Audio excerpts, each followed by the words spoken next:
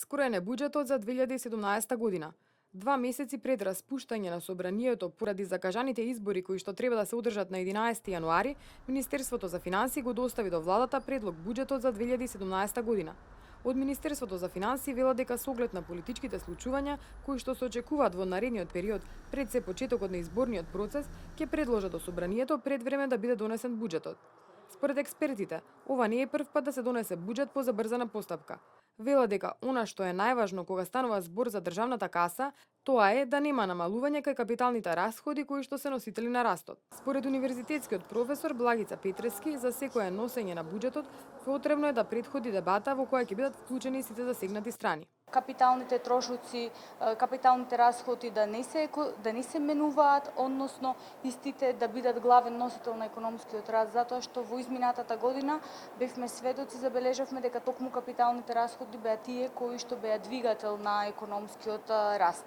Во однос на трошењето понатамошно со оглед дека ни престојат избори, главната препорака е трошоците да бидат рационално користени. Според универзитетскиот професор Владимир Филиповски, секој буџет кога се носи треба да се имаат во предвид и подолгорочни аспекти.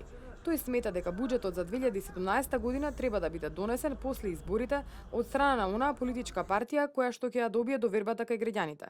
Секој буџет кога се носи треба да се има малку предвид и подолгорочни некои аспекти или барем среднорочни аспекти.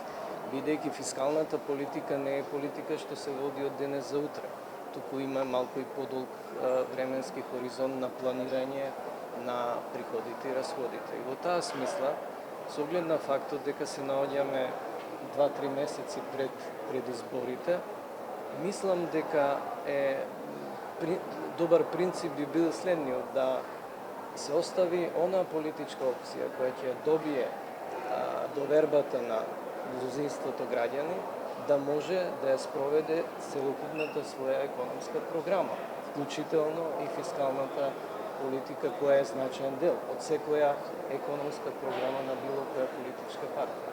Владимир Глигоров, економист од Виенскиот институт, вели дека како резултат на политичката нестабилност во земјата има намалена активност. Иако брзо се реши политичката ситуација, тогаш македонската економија има услови за раст од над 3%. Мислам, ако би тие избори дале демократски резултат, тогаш Македонија има сите услови да се врати тука на таа стапка на растот од околу 3%. Повише од тоа зависи од евентуално промената на стопанската политика потоа, али ова сега успорување е практично одлагање на одлуки додека не се реши овој политичкиот проблем. Опозицијата веќе реагираше дека нема време да се води законска расправа по предлог буџетот, бидејќи според процедурата таа трае најмалку 2 месеци, а заради изборите во декември собранието ќе се распушти на средината на наредниот месец. Сметаат дека буџетот треба да го изготви владата што ќе биде формирана по изборите.